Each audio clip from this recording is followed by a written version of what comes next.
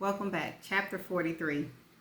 Do you really like it? Norrell patted her hair. After 2 years of having it bleach a reddish blonde, she had returned to her natural dark brown. I think it looks great, Dana said. It's been so long since you've been a brunette. You almost look like a different person. I decided I was spending too much time at the salon, between touch-ups, coloring, manicures, pedicures, eyebrows. At least this way, I won't have to run back to them 2 weeks after my touch-up to have my roots bleached. Besides, all that bleach really isn't good for your hair, Dana added. She turned to Cece.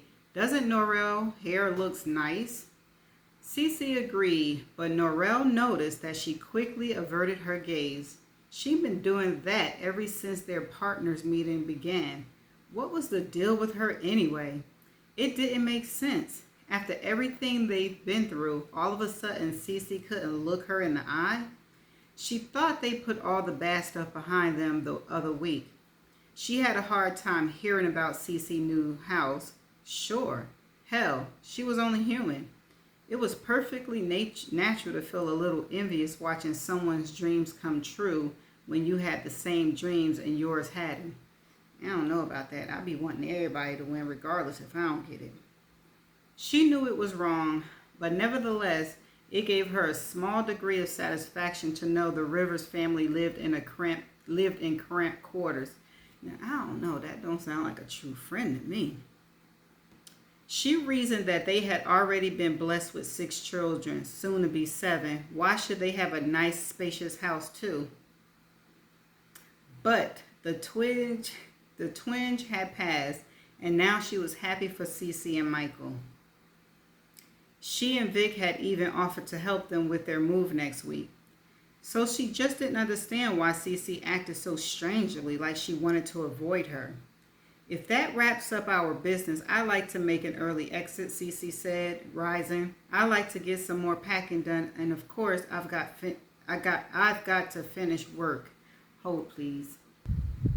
Sure, we're done, Dana said. Run along and try to take it easy, Cece. You're doing a hell of a lot these days.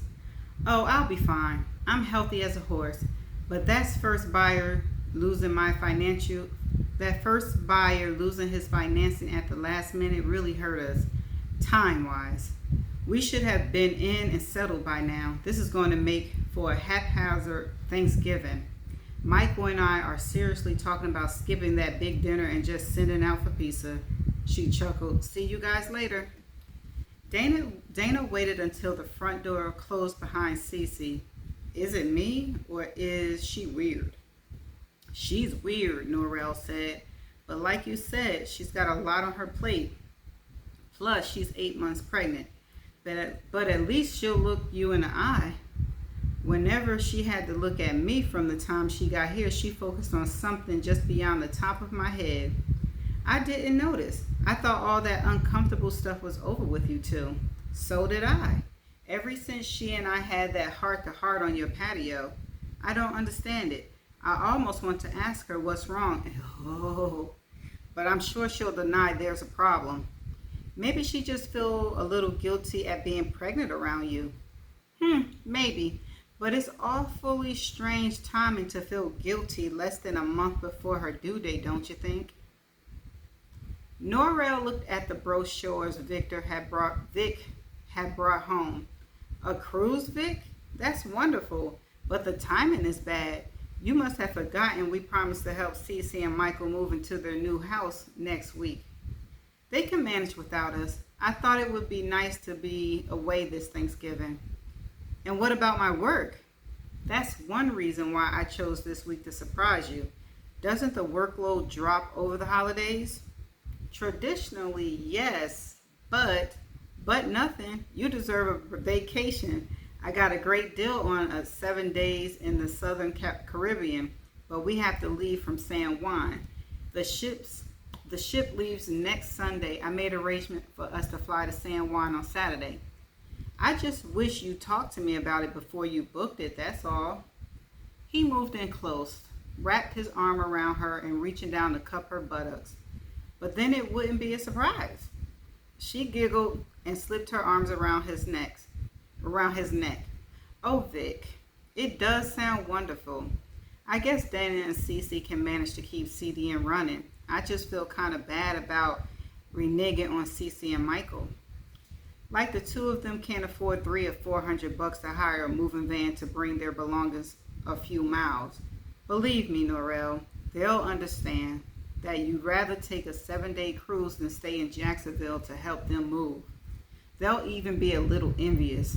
With all those kids they've got, the only vacation they'll get to take for the next 15 years would be going to the theme parks.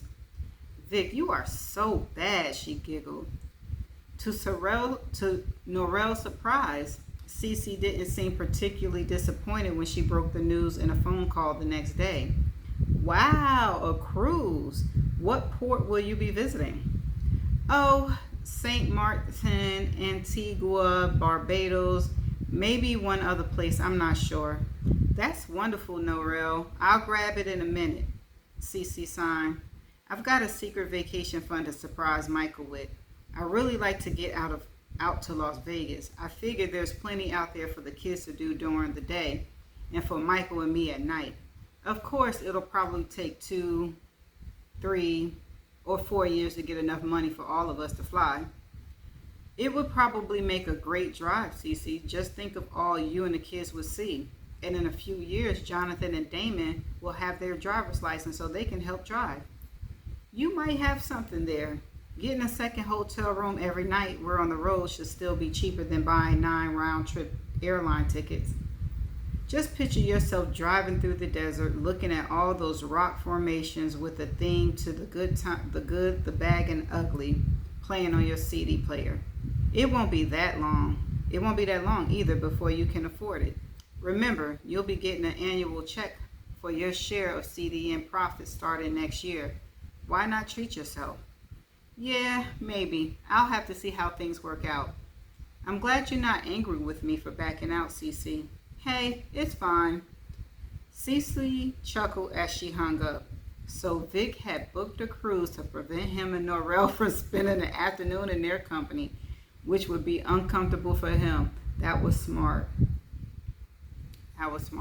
His expenses were racking up like the shell of the skyscraper. 7 nights Caribbean cruise over the holidays didn't come cheap, and he already agreed to fork over thousands of dollars to Mitchie for her living expenses. Keeping his dirty little secret a secret just might bankrupt him. Exactly. And that's the end of chapter 43. It was cheaper to keep her. Is that what they say? I don't know. I think that's a saying, but it never did make sense to me. But yeah, he's smart. That was a smart move on his part. Book a cruise to keep her distracted. And I don't know. Once Cece find out, is she going to be like, oh no, he didn't, and cause more problems? I don't know. Or is it going to come out on a cruise about, or did he book the cruise to tell her about the baby? And that way, I don't know, because that's a long time, depending on when he tell her to be on a cruise ship, knowing that, right? But anyway, I guess we shall find out. So I'm going to see y'all in the next chapter. Bye.